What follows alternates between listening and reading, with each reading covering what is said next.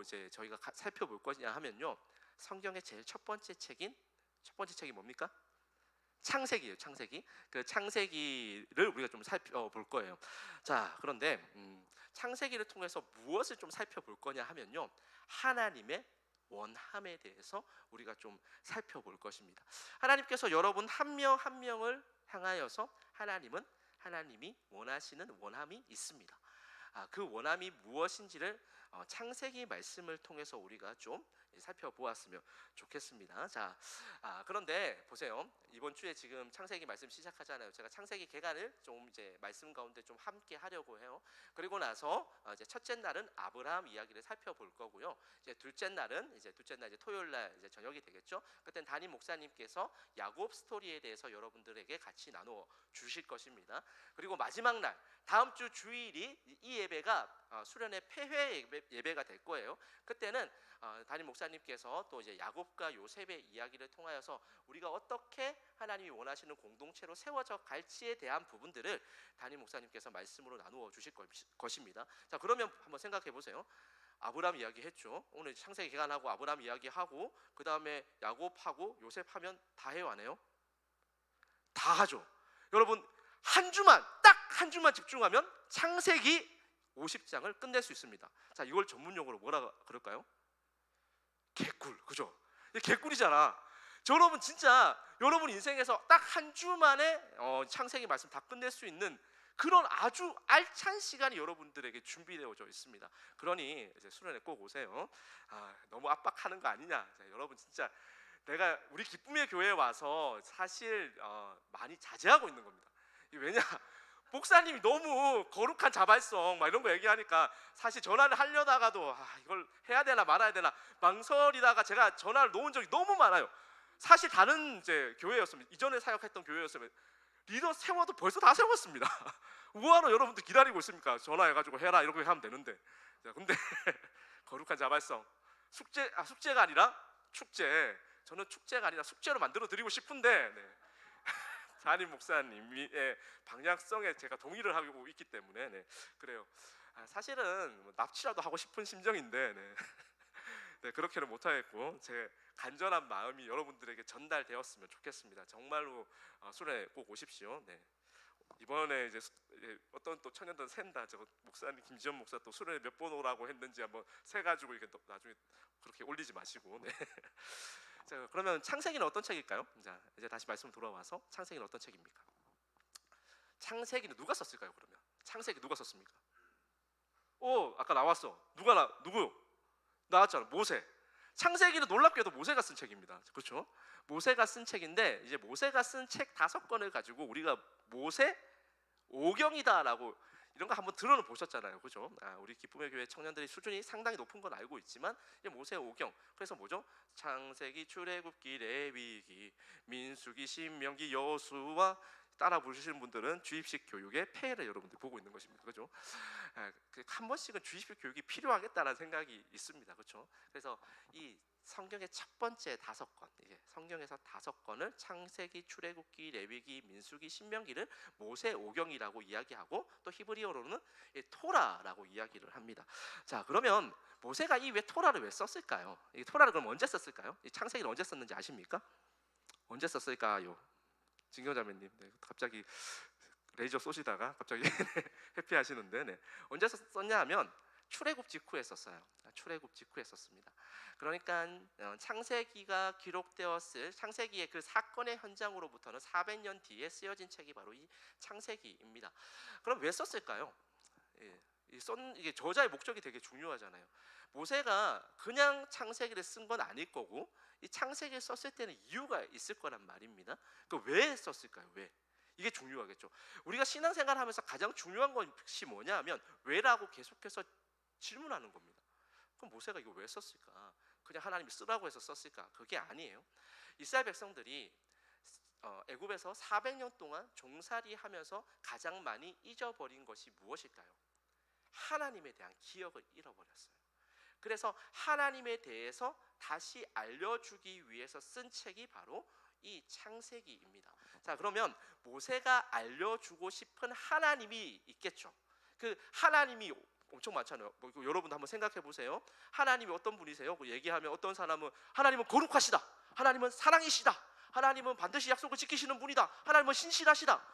하나님은 전지전능하시다. 뭐 이렇게 얼마나 많은 정의를 우리가 하나님에 대해서 할 수 있잖아요. 그러면 모세라는 사람이 이 400년간 종살이 했던 그 이스라엘 백성들에게 이 하나님에 대해서 소개를 하고 싶은데 어떤 하나님에 대해서 소개를 하고 싶었을까요?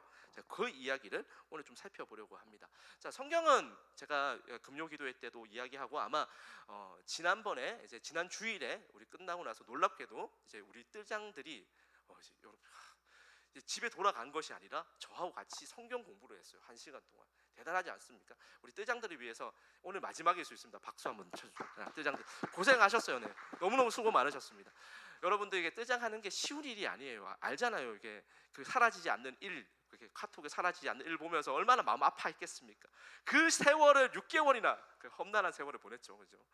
그 험난한 세월을 보내면서 이 뜰장들 얼마나 마음이 고생이 심했겠어요. 근데 이제 이번 주일이 아마 정상적인 뜰 모임 마지막일 것이고, 그래서 끝나고 나서 예배 끝나고 나서 뜰 모임 한 이후에 뭐 뜰 모임 하면서 식사 교제 하셔도 괜찮고 아니면 진짜 커피라도 한 잔 하시고 이제 좀 같이 좀 고생했다 이렇게 서로 격려하고 서로 위로하면서 우리가 뜰 모임을 아름답게 좀 마무리했으면 좋겠습니다. 물론 공식적인 모임 마지막은 아닙니다. 또 수련회 때 여러분들이 마무리 아름답게 할 수 있도록 또 저희가 준비를 하고 있으니까 수련회 꼭 오세요. 네. 기승전 수련회.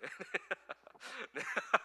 자, 그래서 이제 지난번에 제가 계속해서 이야기하고 있었던 것이 무엇이었냐 하면 성경이 무엇으로 되어져 있습니까, 여러분? 성경은 이제 구약과 신약으로 되어져 있습니다. 그죠? 구약은 뭐죠? 오래된 약속. 신약은 새로운 약속. 자, 그러면 성경은 뭐로 가득 차 있는 책이죠? 약속으로 가득 차 있는 책이 바로 성경입니다. 자, 그런데 제가 한번 질문 한번 드려볼게요. 저는 여러분들과 약속을 하면 반드시 지킬까요? 안 지킬까요? 지키려고 노력은 하겠죠. 그런데 모든 약속을 지키지 못할 수 있잖아요. 왜요? 사람이니까요. 하나님은 어떻습니까? 하나님은 하신 약속 반드시 지키십니까? 안 지키십니까? 여러분 성경 읽는 이유가 있어요. 왜냐하면 하나님께서 반드시 약속을 지키시기 때문에 여러분 지금 성경을 읽고 있는 것입니다. 한번 생각을 해보세요. 하나님이 약속을 지킬 수도 있고 약속을 지키지 않을 수도 있어요. 그럼 여러분 성경 읽겠습니까? 도망가야지. 교회에서 빠져나가고 성경은 불태워버려야겠죠. 그런데 성경에서 한 하나님의 말씀이 무조건 다 성취되기 때문에 반드시 다 성취되기 때문에 여러분은 성경을 읽는 지금 그 성경을 또 나누는 이 시간이 여러분에게 유익한 것이고 여러분에게 유효한 것입니다. 만약에 하나님의 말씀이 될 수도 있고 안 될 수도 있다 그러면 여러분들 다 속고 사는 거예요. 될 수도 있고 안 될 수도 있는 일을 왜 여러분 목숨 걸고 하고 있습니까? 왜 이 시간 가운데 여러분 생산성 없이 이 예배 시간을 여러분들 그 귀중한 삶 가운데 이 시간을 보내고 있는 것입니까? 이해가 안 가는 거잖아요. 우리가 하나님의 말씀, 즉 성경을 본다라는 것은 하나님의 약속이 이루어진다라는 것을 여러분들이 본능적으로 아는 거예요. 하나님의 말씀이 반드시 이루어지고 성취되기 때문에 여러분들이 지금 성경을 보고 있는 것입니다. 자, 그럼 성경에서 가장 중요한 하나님의 속성이 무엇일까요? 하나님은 반드시 약속을 지키신다. 하나님께서는 반드시 약속을 성취하신다. 이게 성경에서 말하는 가장 중요한 하나님의 속성 중에 하나입니다. 모세가 하나님이 잊혀져 가고 있는 그 이스라엘 백성들에게 종살이해서 이제 하나님이 잊어버렸어요. 그러니까 우리도 그렇잖아요. 단군 할아버지처럼 하나님을 신화처럼 여기고 있는 그런 시점 가운데 모세가 다시 한 번 더 창세기를 통해서 이렇게 이야기를 하는 것입니다. 하나님은 살아계셔. 하나님이 약속하신 말씀은 반드시 이루어져. 그 약속 지금도 우리를 통해서 하나님께서 이루어 나가시고 있고 성취해 나가고 계셔. 그 이야기를 지금 모세가 창세기를 통해서 하고 있는 것입니다. 자, 그래서 이 하나님께서 반드시 약속을 지키신다라는 말을 이제 히브리어로 좀 바꾸면 헤세드라고 이야기를 합니다. 그래서 이제 헤세드라는 말을 한 번씩은 다 들어봤을 텐데, 이제 여러분들 이게 우리 기쁨의 교회 청년부 이제 청년들 정도 되면 요 정도 수준은 좀 있어야 된다. 그래서 제가 계속해서 이제 강조를 할 겁니다. 헤세드는 무엇이냐? 하나님의 언약적 신실성. 좀 이게 약간 럭셔리하게 표현하면 그래요. 자, 근데 이 하나님의 언약적 신실성을 좀 풀어서 설명하면 뭐냐? 하나님께서 반드시 약속을 성취하신다. 하나님께서는 반드시 약속을 지키시는 신실하신 분이다. 이렇게 여러분들이 이 헤세드라는 단어를 머릿속에 딱 이제 붙잡고 있으면 좋을 것 같습니다. 그래서 하나님께서 이제 그래서 창세기라는 책을 통해서 모세는 하나님께서 반드시 약속을 지키시는 분이다라는 것을 이제 알려주고 싶었던 거예요. 자, 그런데 모세가 창세기를 기록할 때 어디서부터 기록을 하고 있습니까? 창세기 1장 1절을 한번 보죠. 그럼 뭐죠? 태초에 하나님이 무엇을 하셨습니까? 천지를 창조하셨습니다. 자, 모세가 왜 천지 창조부터 이제 기록을 했을까요? 아브라함부터 기록할 수 있잖아요, 그죠? 이삭부터 기록할 수도 있는데 하필이면 모세가 이 창세기를 쓸 때 태초에 하나님이, 그러니까 모든 것의 시작으로부터 천지 창조로부터 창세기를 시작하고 있다라는 것을 창세기 1장을 통해서 우리가 알 수 있습니다. 왜 그랬을까요? 왜 그랬을까? 자, 여러분은 하나님의 천지 창조를 어떻게 생각하고 있습니까? 자, 하나님의 천지 창조는요, 이제 시간이 없으니까 조금 이런 것들은 좀 빨리 넘어가겠습니다. 하나님의 질서로 채워져 있는 거예요. 그 하나님의 질서로 가득 차 있는 그 공간이, 최초의 공간이 어디였느냐? 바로 에덴 동산이었습니다. 여러분은 나라에 대해서 이야기를 하면 하나님 나라 이렇게 얘기하면 어떻게 생각을 하냐면 죽어서 가는 곳, 이렇게 공간적인 개념으로 생각을 해요. 자, 그래서 우리 이제 예전에, 요즘은 그래도 이런 이야기하는 무식한 인간들은 없는데 예전에는 어떻게 이야기했냐면, 아니 지금 열심히 뭐하러 믿냐?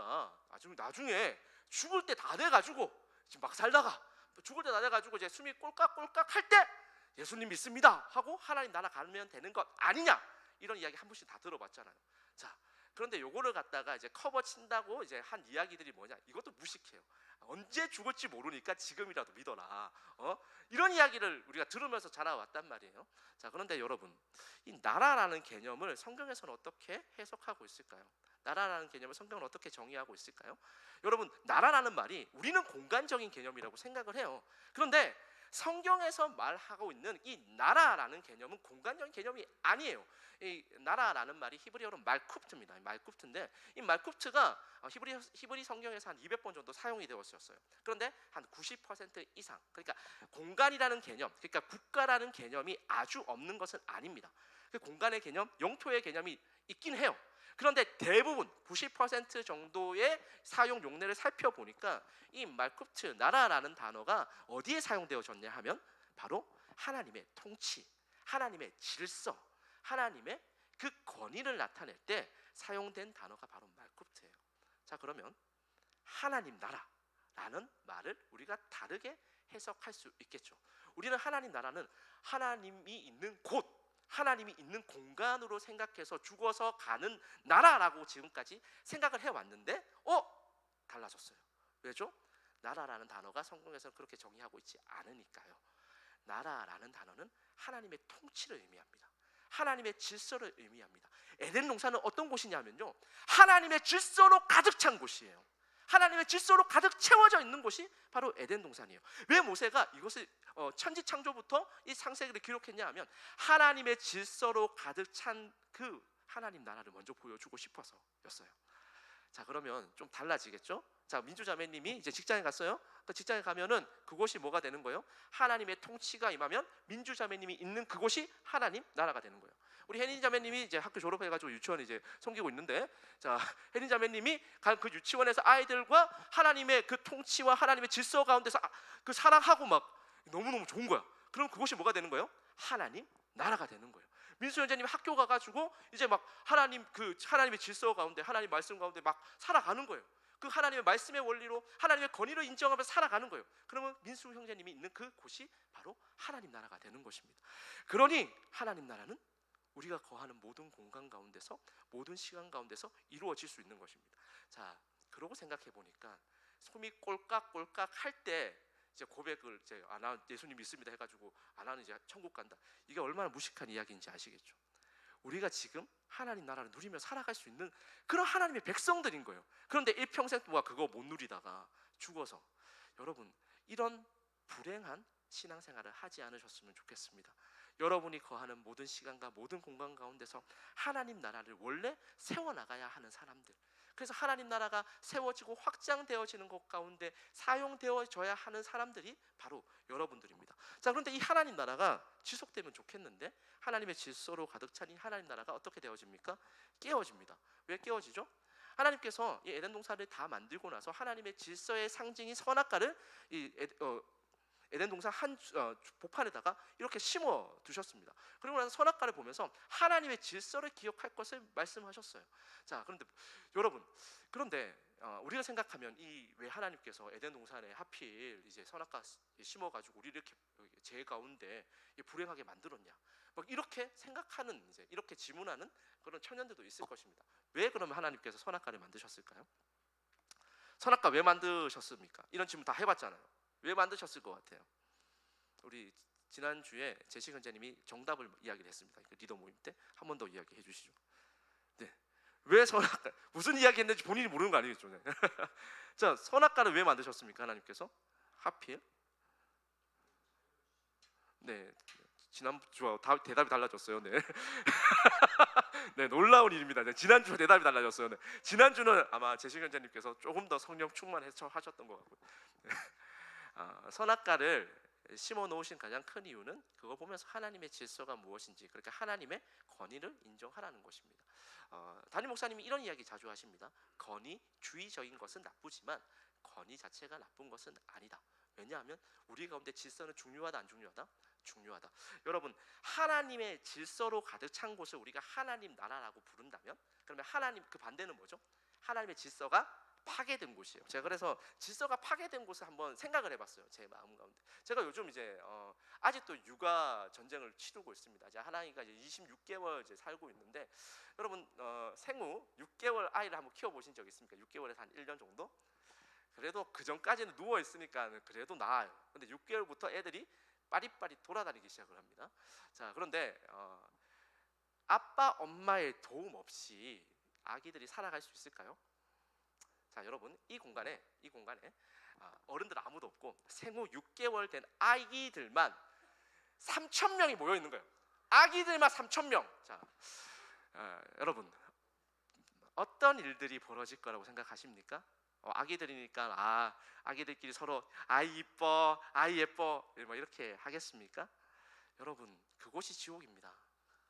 진짜예요. 똥 누가 치워줘요? 오줌 누가 치워줍니까? 애들 배고픈다고 우는데 그거 누가 뭐 먹여줍니까?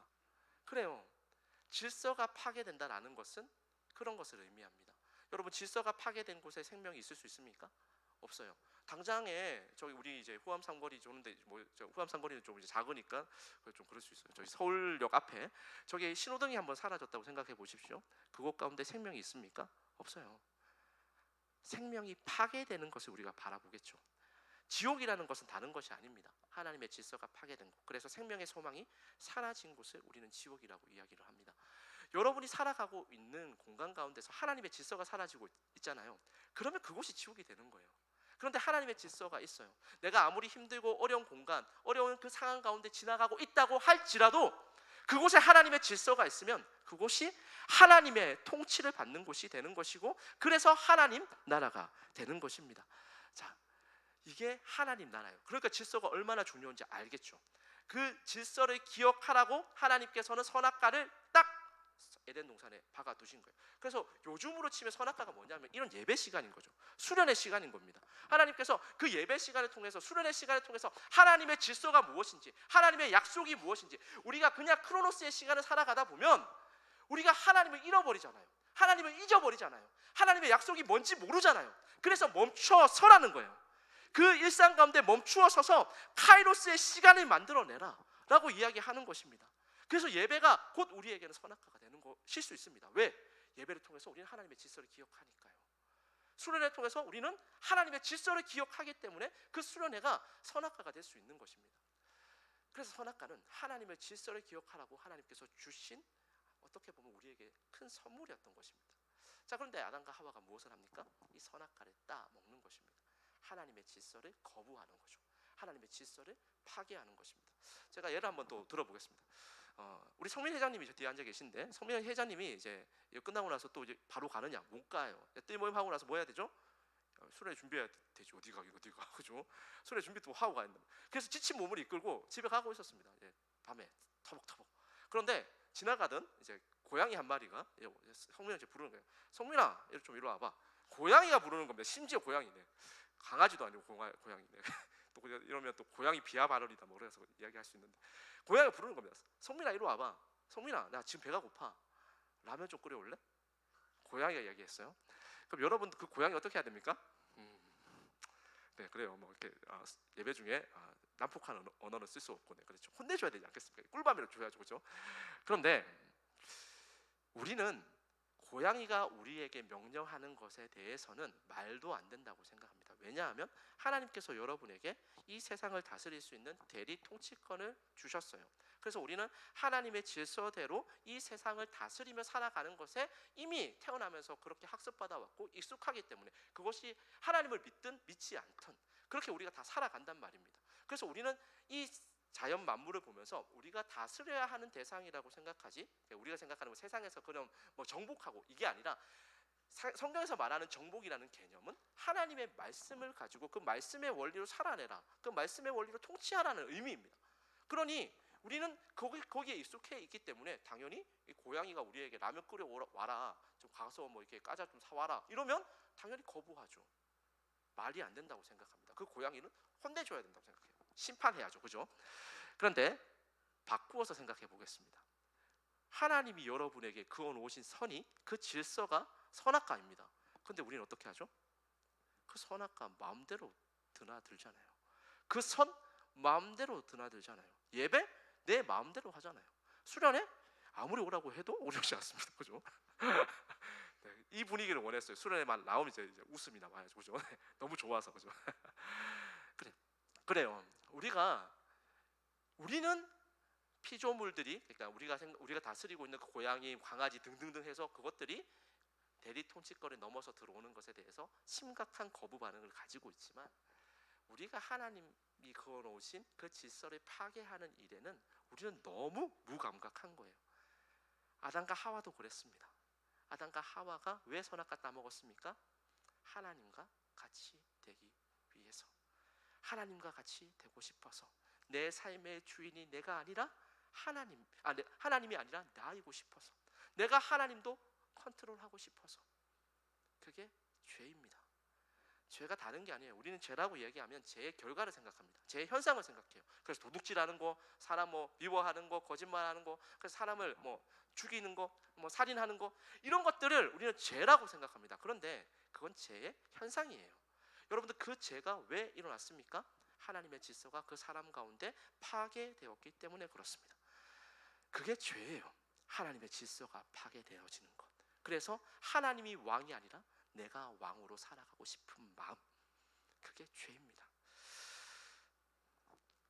우리가 다 그렇게 살아요. 그런데 그러면 하나님께서 그런 죄를 짓는, 그래서 하나님의 질서를 파괴하는 인간들을 어떻게 하시기로 결정을 하셨냐면, 우리 창세기 2장 17절 말씀 한번 띄워주실까요? 네, 2장 17절 말씀이에요. 자, 창세기 2장 17절 말씀 다 같이 한번 보겠습니다. 한번 읽어볼까요? 자, 시작. 선악을 알게 하는 나무의 열매는 먹지 말라. 내가 먹는 날에는 반드시 죽으리라 하시니라. 뭐라고 말씀하셨냐면 반드시 죽는데요. 그냥 죽는 게 아니라 반드시 하나님의 질서가 파괴되면 죽는다라고 하나님께서 이미 경고하셨어요. 그런데 우리 말은 저것도 약해요. 우리 말로 번역된 것은 되게 약한 버전입니다. 아주 순화된 버전이에요. 원어 성경으로 보면 반드시 죽는다라고 되어져 있습니다. 얼마큼 하나님께서 하나님의 질서를 파괴하는 일에 대해서 크게 경고를 하고, 엄중하게 경고를 하고 싶으셨냐 하면 저기에다가 반드시 죽는다라고, 이렇게 여러분들이 보는 성경에는 이렇게 밑줄이 끄어져 있지는 않지만 하나님께서 보이지 않는 밑줄과 보이지 않는 별표를 막게 쳐놓은 거예요. 제발 좀 하지 마. 하나님의 질서 너희가 지켜야 돼. 그거 파괴되면 너희 죽어. 하나님께서 말씀하셨다고요. 그런데 아담과 하와가 그것을 너무 쉽게 파괴한 것입니다. 너무 쉽게 선을 넘은 것이에요. 너무 쉽게 하나님이 하나님처럼 되고 싶어서 그 선악과를 따먹은 것입니다. 우리 역시 마찬가지죠. 그럴 때가 많습니다. 그런데 그런 아담과 하와를 위해서 하나님께서 무엇을 하셨냐 하면, 그런 우리를 위해서 지금도 선악과를 따먹으면서 내가 하나님이고 싶은, 하나님을 잘 믿는 것 같지만 그게 아니라 결국 하나님을 잘 믿는 것도 내가 생각하고 있는 내 삶의 소원들, 내 삶의 소망들을 이루기 위해서 믿고 있는 그런 우리를 위해서 하나님께서 무엇을 하셨을까요? 그게 창세기 3장 15절에 등장하는 하나님께서 성경 최초로 우리에게 주신 약속입니다. 우리 창세기 3장 15절 말씀 다 같이 한번 읽어보겠습니다.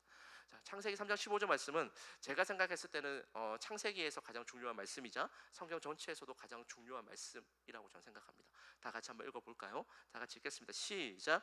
내가 너로 내 후손도 여자의 후손과 원수가 되게 하리니 여자의 후손은 내 머리를 상하게 할 것이요 너는 그의 발꿈치를 상하게 할 것이니라 하시고. 자, 하나님께서 뭐라고 말씀하셨냐 하면, 내가 너로, 여기서 너는 누구죠?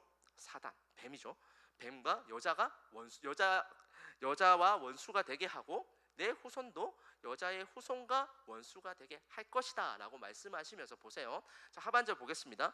여자의 후손은 사단의 머리, 뱀의 머리를 상하게 한대요. 자, 그런데 너는, 사단, 뱀은 여자의 후손의 발꿈치를 상하게 한다라고 이야기를 하고 있습니다. 자, 그러면 누가 싸워서, 이 여자의 후손과 사단이 싸워서 누가 이긴다는 이야기죠?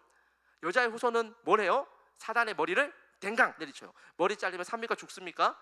죽어요. 자, 그런데 이 사단은 고작 뭐 하고 있는 거예요? 발꿈치를 상하게 하는 정도다. 자, 이 말은 무슨 말입니까?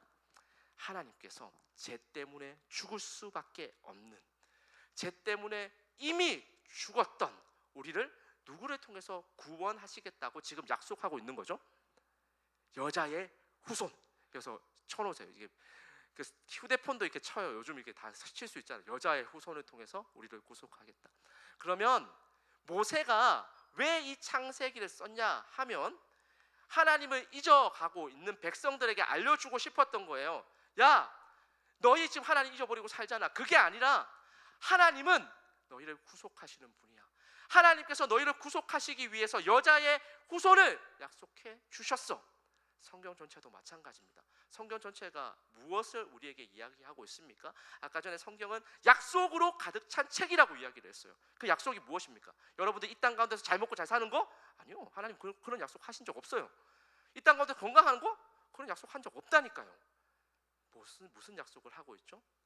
죄 때문에 지금도 내가 하나님이 되고 싶어서 내 마음대로 내가 왕이 되어서 살아가고 있는 우리에게 하나님께서 여자의 후손을 통해서 너를 구원하겠다, 여자의 후손을 통해서 너를 구속하겠다, 그렇게 말씀하고 있는 것입니다. 이게 하나님께서 성경을 통해서 우리에게 주신 약속입니다. 우리는 불능한 존재예요. 지금도 그 선을 마음대로 넘어가고 있어요. 선악과의 선, 하나님께서 그어놓으신 그 질서, 내 마음대로 파괴하고 있는 자들이 지금 우리의 꼬라지입니다. 우리의 모습이에요. 우리는 하나님과의 약속을 지킬 능력도 실력도 그런 힘도 없는 그런 자들입니다.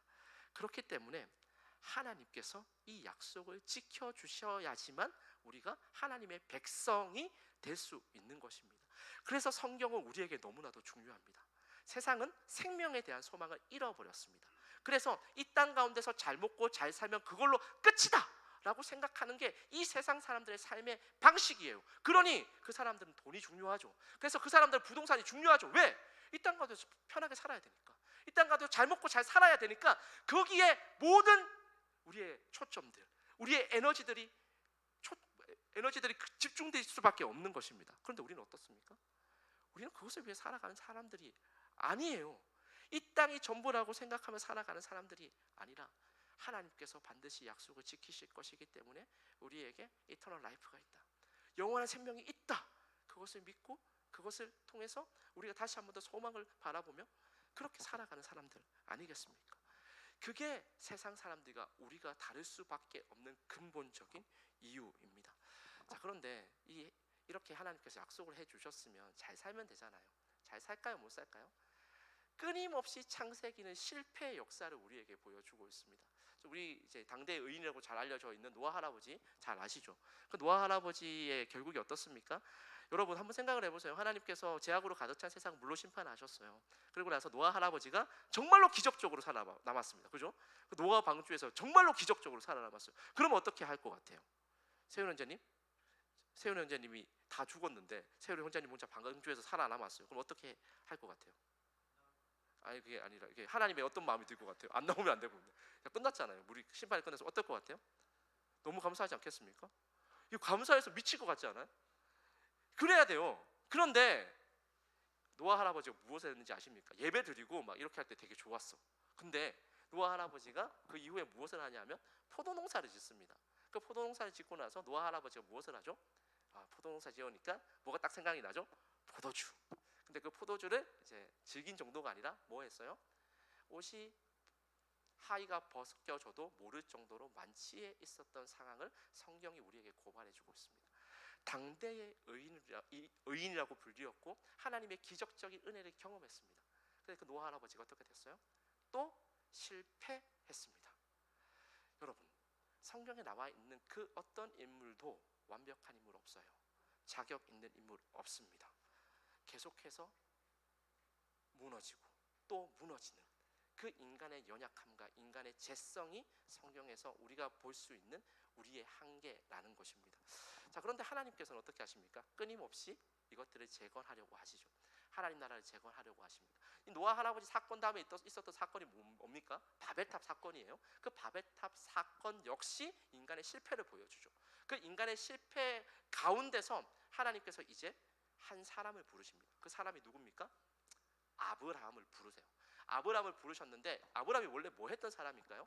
우리는 아브라함을 어떻게 알고 있습니까? 믿음의 조상으로 알고 있어요. 그런데 이 아브라함이라는 사람이 원래 어떤 사람이었는지 여호수아 24장 2절 말씀이 우리에게 알려주고 있습니다. 24장 2절 말씀 한번 보여주시죠. 자, 아브라함이 원래 아브라함의 그 이제 우리가 그 신상을 한번 보도록 하겠습니다. 신상 정보가 저기 새겨져 있는데 우리 여호수아 24장 2절 말씀 잠도 좀 깰 겸 다 같이 한번 읽어볼까요? 자, 시작.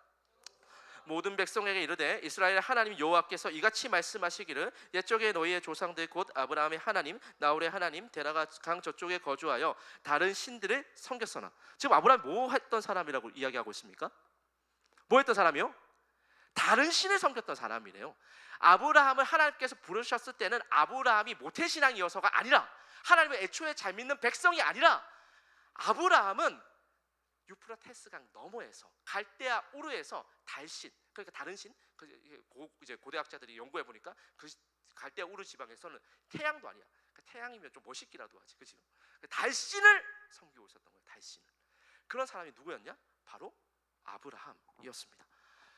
그런 사람을 하나님께서 부르신 거예요. 왜 부르셨을까요? 그러면 그 달신을 섬기고 살았던 그 아브라함을 하나님께서 왜 부르셨을까요? 저는 여기에 하나님의 원함이 있다고 생각합니다. 오늘 이번 수련회를 통해서 우리가 살펴볼 주제가 여기 있는 거예요. 왜 달신을 섬기고 있는 그 자격 없는 하나님의 약속을 지킬 능력도 실력도 없는 그 인간을 하나님께서 왜 부르셨냐는 겁니다. 여러분 다릅니까? 여러분 똑같잖아요. 자격 있습니까? 우리 아무런 자격이 없어요. 여러분이 어떤 존재인지를 여러분 스스로가 너무 잘 알아요. 우리 이미 죄와 허물로 죽었던 자들입니다. 그런데 하나님께서 왜 여러분을 지금 이 자리 가운데 부르셨습니까? 하나님이 여러분을 향한 원함이 있기 때문에 그렇습니다. 하나님께서 여러분을 향한 계획이 있기 때문에 그래요. 하나님께서 여러분을 향한 뜻이 있기 때문에 그렇습니다. 그러면 아브라함을 향한 하나님의 원이 무엇입니까? 갈대아 우르에서 아브라함이 이제 떠나요. 길을 떠나가지고 하란으로 갑니다. 바로 이제 하나님께서 보여주신 땅으로 간 것도 아니고 하란에 가요. 왜 하란에 갔냐면 이 하란은 갈대아 우르와 똑같거든요. 너무 똑같은 지역이어서 먼저는 하란으로 갑니다. 거기서 계속해서 머물러요. 그런데 아버지 데라가 죽고 나자 그제서야 이제 아버지가 죽었으니까 어떻게 해야 할지 고민하고 있던 그 찰나에 하나님께서 오늘 우리 본문의 말씀을 주셨습니다. 자, 창세기 12장 1절 2절 말씀입니다. 창세기 12장 1절 2절 말씀 다 같이 한번 보겠습니다. 그 하란에서 고민하고 지체하고 있었던 그 아브라함에게 하나님께서 뭐라고 말씀하셨냐면 이렇게 말씀하셨습니다. 우리 1절과 2절 말씀 다 같이 한번 큰 소리로 읽어보겠습니다. 시작. 여호와께서 아브라함에게 이르시되 너는 너의 고향과 친척과 아버지의 집을 떠나 내가 내게 보여줄 땅으로 가라. 내가 너로 큰 민족을 이루고 내게 복을 주어 내 이름을 창대하게 하리니 너는 복이 될지라. 아멘. 자, 하나님께서 뭐라고 말씀하셨냐면 떠나라라고 말씀하셨어요. 크로노스 시간에 젖어 살지 말고 떠나라. 그래서 일상의 흐름을 깨고 하나님의 약속 가운데 들어가라. 하나님께서 먼저 말씀하셨습니다. 네, 수련회 가라는 이야기는 더 이상 하지 않겠습니다. 네. 그래요. 그리고 나서 하나님께서 뭐라고 말씀하셨냐면 아브라함에게 보여줄 땅으로 가래요. 어느 땅으로 가라고요? 보여줄 땅으로. 그래서 오늘 우리가 이제 말씀 다 마쳐가요. 우리가 확인해야 될 것은 무엇이냐 하면 하나님께서 보여주실 땅은 그럼 뭔데? 이걸 오늘 우리가 확인할 겁니다. 그리고 그 보여줄 땅이 어떻게 해석되어지는지에 대해서는 수련의 첫째 날 우리가 확인을 하려고 합니다. 자, 그럼 하나님께서 아브라함에게 지금 어느 땅으로 가라고 하냐면 명당으로 가라가 아니에요. 세상의 눈에 좋아 보이는 땅으로 가라가 아니에요. 어느 땅으로 가라고요? 하나님께서 보여줄 땅으로 가라고요. 이게 중요한 것입니다. 하나님께서 보여줄 땅이 그러면 어떤 땅인데? 요거 하나 가지고 계셔야 됩니다. 그리고 나서 하나님께서 또 아브라함에게 약속해 주시는 것이 있는데 그게 무엇이냐면 큰 민족을 이루게 될 것이다.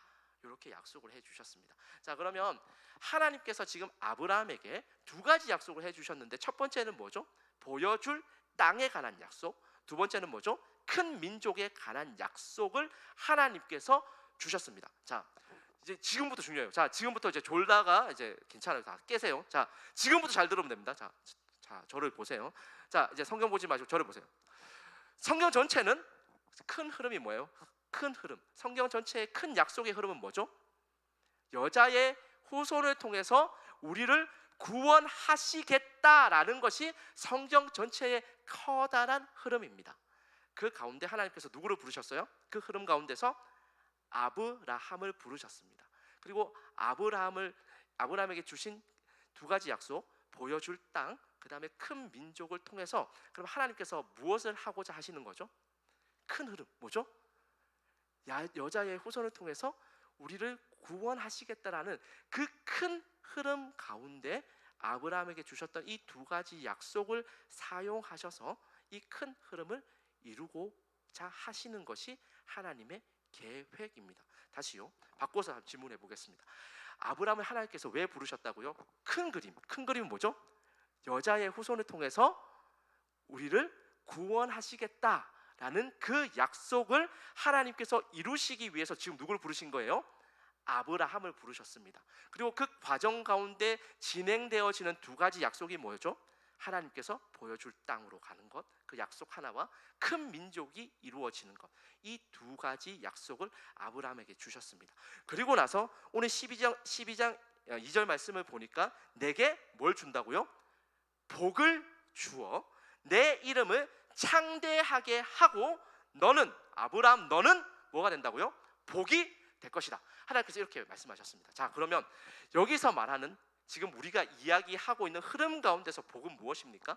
우리가 왜 복을 자꾸 잘못 이해하냐 하면 우리 가운데 자꾸 세상적인 세속적인 복의 개념이 들어와서 그래요.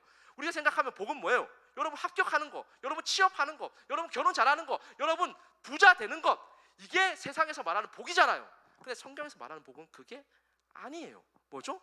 성경에서 말하는 복을 보니까 하나님의 약속이 이루어지는 것. 그 약속이 뭐죠?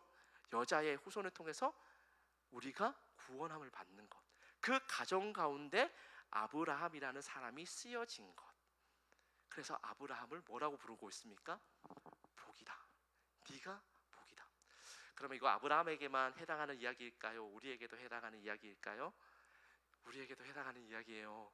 놀랍게도 아무런 자격 없는, 그래서 지금도 하나님이 아니라 내가 왕이 되고 싶은 우리에게, 죄와 허물로 죽었던 우리에게 하나님께서 지금 말씀하시는 거예요. 여러분이 복이다. 왜? 하나님은 여러분 한 명 한 명을 통해서 하나님께서 말씀하셨던 그 원대한 계획을 이루어 나가실 것이기 때문에 그렇습니다. 그 여자의 후손이 누구입니까? 그 여자의 후손이 누구예요? 예수님이 아닙니까? 예수님. 그래서 우리가 마태복음 딱 시작할 때 보면 뭐부터 나와요? 족보부터 나와요. 족보. 여자의 후손이 누구다라는 것을 알려주기 위해서 족보부터 나와서 그 족보 끝에 누가 나옵니까? 예수 그리스도가 나오는 것 아닙니까? 그래서 그 예수님을 통해서 모든 약속이 어떻게 된 거죠? 확증되어졌다. 그 예수님을 통해서 뭐가 이루어졌다? 하나님 나라가 이루어졌다 라는 것을 우리에게 너무나도 극명하고 분명하게 성경이 우리에게 보여주고 있는 것 아닙니까? 자, 그래서 그러면 그냥 이루어진 건 아닐 테고 뭐가 이루어졌는지 한번 보겠습니다. 우리 히브리서 12장 2절 말씀입니다. 이 약속이 그냥 이루어진 게 아니에요. 아브라함에게 준 약속, 그 약속이 그냥 이루어진 것이 아니라 무엇이 필요합니다. 그 약속이 이루어지기 위해서 반드시 중간에 이 과정이 필요해요. 그 과정에 대해서 우리 히브리서 12장 2절 말씀 다 같이 한번 읽어보겠습니다. 오늘 읽어야 될 마지막 성경 구절입니다. 다 같이 한번 읽어보겠습니다. 시작. 믿음의 주여 또 온전하게 하시는 이인 예수를 바라보자. 그는 그 앞에 있는 기쁨을 위하여 십자가를 참으사 부끄러움을 개의치 아니하시더니 하나님 보좌 우편에 앉으셨느니라. 아멘. 자, 보세요.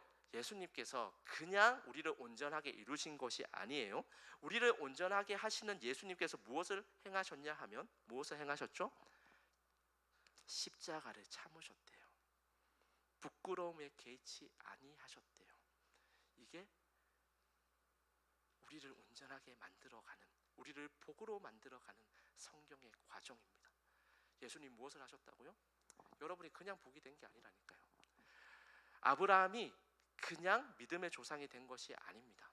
아브라함의 스토리에서 가장 중요한 사건 하나가 있는데, 아브라함은 실제로 믿음의 조상다운 그런 삶을 살아가지 못해요. 그 삶이 어떻습니까? 여러분, 자신의 아내가 너무 예뻐가지고 자기가 살기 위해서 아내를 누이로 속여요. 여러분, 여러 자매님도 한번 생각해 보십시오. 깡패를 만났는데 남자친구 지 혼자 살겠다고 도망가고 있으면 그 남자친구 만나야 됩니까? 도망가야 됩니까? 만나지 말아야죠. 그런데 한 번은 그렇다 쳐. 두 번이야. 이 얼마나 쪼잔해요. 그렇죠? 얼마나 치졸합니까? 이게 아브라함의 실력이라고요. 하나님께서 약속의 자녀를 주시겠다고 그랬어요. 그럼 기다렸어야죠. 그런데 뭐 합니까? 인간적인 방법 쓰죠. 이스마엘을 낳습니다. 여러분, 이게 믿음의 조상인 아브라함의 민낯이라고요. 우리와 별반 다를 거 없어요. 그런데 하나님께서, 그래서 하나님의 약속을 믿지도 못하는 그 아브라함에게 하나님께서 무엇을 보여주셨냐면, 하나님께서 아브라함에게 두려워하고 있는 아브라함에게 나타나셨어요. 그리고 뭘 하셨냐 하면요, 이 쪼갠 고기, 그러니까 고기를 이렇게 3년 된 숫소, 3년 된 암소, 3년 된 암염소, 그 다음에 3년 된 그 순양 가지고 오라고 그럽니다. 그리고 나서 고기를 쪼개요. 고기를 쪼갰습니다. 쪼개서 이렇게 길을 만들어요. 고기를 쪼개고 그 고기를 쪼갠 다음에 이렇게 길을 만듭니다. 그럼 길을 만들어 가지고 이제 그 길을 만들었으니까, 고기가 쪼개졌으니까 뭐가 거기 넘쳐났겠습니까? 피가 흘렀겠죠. 피가 흐르고 있는 그 길을 지금 아브라함하고 하나님이 서 있는 것입니다. 자, 이것을 종주권 언약이라고 하는데, 이 종주권 언약은 무엇이냐 하면요, 신하가 왕 앞에 맹세하는 거예요. 이 쪼갠 고기 사이로 지나가면서, 고기가 쪼개지면 살겠습니까? 죽겠습니까? 죽잖아요.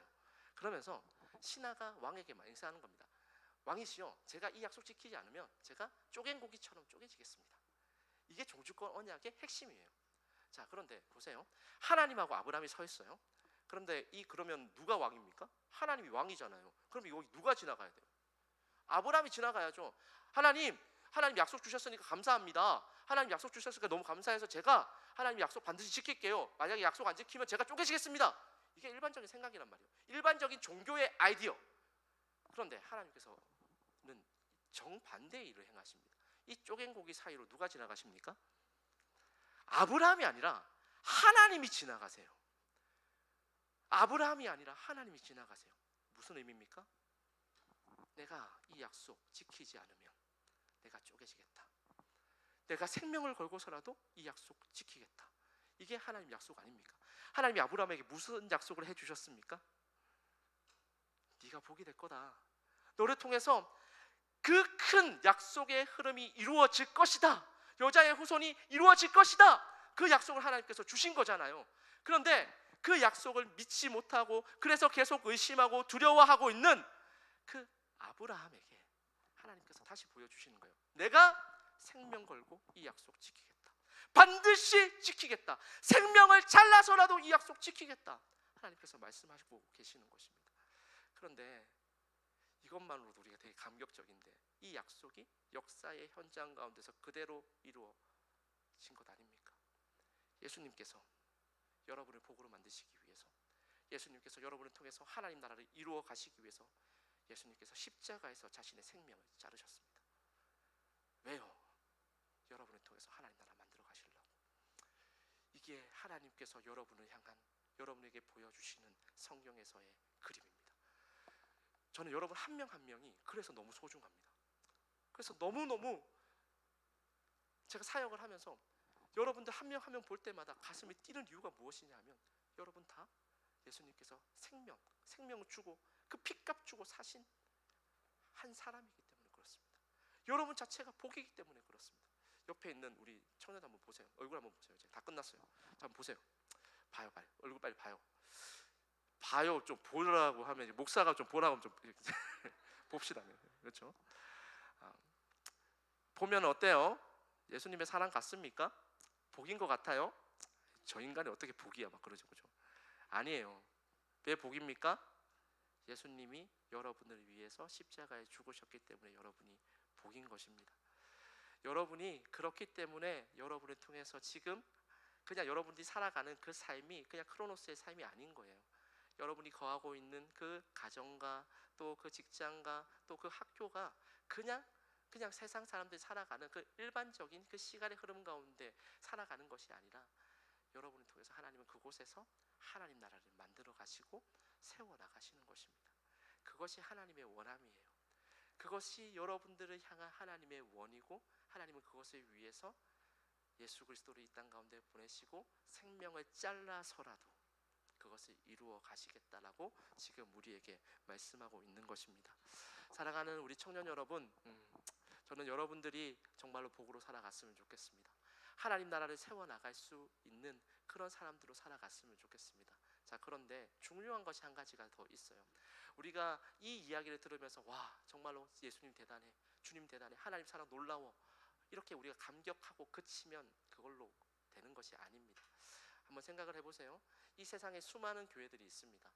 코로나 이전 시점으로 하면요, 빨간색 십자가가 편의점보다 훨씬 더 많았다고 이야기를 합니다. 그만큼 교회가 많았어요. 그런데 왜 아무것도 바뀌지 않았을까요? 누구 하나 십자가에서 생명을 자르는 값을 지불하지 않았기 때문에 그렇습니다. 우리가 아까 전에 예배 시작하면서 뭐라고 인사했습니까? 샬롬이라고 인사를 했습니다. 그 샬롬이라는 뜻이 무엇이냐면 온전함, 평안함이라는 뜻이에요. 그런데 우리가 히브리서 12장 2절 말씀을 보니까 예수님께서 우리에게 샬롬을 이루기 위해서 예수님은 무엇을 하셨습니까? 십자가를 참으셨습니다. 십자가를 참으신 그 값을 지불하셨어요. 그 십자가를 치르는 그 과정을 통해서 여러분이 지금 샬롬을 누리고 있는 거예요. 자, 그러면 왜 교회가 이렇게 많은데 아무것도 바뀌지 않습니까? 왜 이렇게 교회가 많은데 아무것도 바뀌지 않는 이 답답한 현실을 우리가 살아가고 있을까요? 말은 사랑을 이야기합니다. 말은 하나님의 영광을 이야기합니다. 그런데 그 누구 하나 예수님처럼 십자가에서 생명을 자르는 값을 지불하지 않습니다. 말로만 사랑을 얘기합니다. 바뀔까요? 안 바뀝니다. 내 거 하나 양보하지 못하는데, 내 시간 하나 하나님 앞에 드리는 게 그렇게 억울한데 무엇이 바뀌겠습니까? 아무것도 바뀌지 않는 거예요. 그래서 우리는 변화하지 못하는 그 크로노스의 삶을 지금도 살아가고 있는 것입니다. 그런데 여러분을 위해서 예수님이 십자가에서 죽으셨다니까요. 그런 여러분을 위해서 예수님께서 십자가에서 죽으시는 것을 통해서 하나님과 여러분을 화목하게 만드신 것입니다. 저는 여기에 다시 한 번 더 우리가 어떻게 살아가야 할지에 대한 신앙적 원리가 담겨져 있다고 생각합니다. 여러분의 공동체를 온전하게 만들고 싶습니까? 여러분의 가정을 온전하게 만들고 싶습니까? 그곳에서 여러분이 복인 이유, 하나님 나라를 만들어 가고 싶습니까? 그러면 하나님께서 알려주신 그 값을 그 자리에서, 그 공간에서, 그 시간 가운데서 지불하십시오. 대단한 거 아닙니다. 기도하는 겁니다. 대단한 거 아닙니다. 시간을 내어드리는 겁니다. 대단한 거 아닙니다. 옆 사람 힘들 때 같이 손잡아 주는 겁니다. 대단한 거 아니에요. 여러분 커피 한 잔 아껴서 헌금하는 겁니다. 그걸 통해서 하나님의 놀라운 일들이 이루어지고 있다는 것을 여러분이 믿으면서 하나님 나라가 세워지기를 간절히 소망하면서 그렇게 살아가는 것, 그것이 여러분이 지금 청년의 때에 훈련받아야 하고 헌신해야 하는, 값을 지불해야 하는 것이라고 성경은 우리에게 이야기하고 있습니다. 값을 지불하십시오. 공동체가 온전하게 온전하게 서기를 간절히 소망하는데 왜 아무것도 안 하십니까? 왜 아무것도 안 하면서 공동체가 바뀌기를 원합니까? 그런 공동체는 없어요. 그런 교회는 없어요. 교회에서 예배의 방관자로 남아있지 말고, 예배가 쇼가 아니잖아요. 여기 와서 여러분들이 왜 예배 드립니까? 그냥 구경하고 와 은혜 받았다, 와 끝, 이게 아니라고요. 수련회 와가지고 그냥 뭐 수련회 하네, 이게 아니라 거기서 적극적으로 여러분의 시간을 내어드리고 그 공간에 참여하는 것을 통하여서 다시 한 번 더 카이로스의 그 하나님의 시간들이 여러분 한 명 한 명에게 세워지기를 간절히 소망하고 축복합니다. 저는 이것이 우리가 지금 해야 하는, 우리가 치루어야 하는 값이라고 생각합니다. 오늘 우리가 뜰 모임 할 텐데 여러분들이 뜰 모임 할 때 지금 제가 이야기한 것보다 우리 뜰장분들이 훨씬 더 설명을 잘 해줄 거예요. 하나님께서 여러분들을 위해서 무엇까지 행하셨냐, 하나님의 언약은 어떤 비밀이 숨겨져 있을까, 정말로 하나님께서 우리를 위해서 무엇을 행하셨는지에 대해서 우리 뜰장분들이 여러분들에게 잘 설명해 줄 것이라고 저는 생각합니다. 그때 다시 한 번 더 여러분들이 고민해 보셨으면 좋겠어요. 아, 내가 지금 무엇을 해야 할까? 내가 지금 어떤 것을 하나님께 드려야 할까? 내가 지금 이 제약 가운데 빠져 있는 이 땅, 우리 공동체를 위해서, 이 우리 공동체를 온전하게 만들기 위해서, 샬롬을 누리기 위해서 내가 무엇을 해야 할까? 계속해서 고민하고 계속해서 고심하는 것을 통해서 또 그것을 같이 나누고 결단하는 것을 통하여서 정말로 하나님께서 우리를 부르신 이유, 정말 복으로 살아내는, 여러분이 거하는 모든 공간과 시간이 하나님 나라가 되는 그 아름다운 하늘의 이야기를 계속해서 써내려갈 수 있는 우리 모든 기쁨의 교회 청년이 되기를 간절히 소망합니다. 우리 함께 찬양했으면 좋겠는데요. 제가 우리 찬양팀도 나와주시고요. 같이 찬양했으면 좋겠습니다.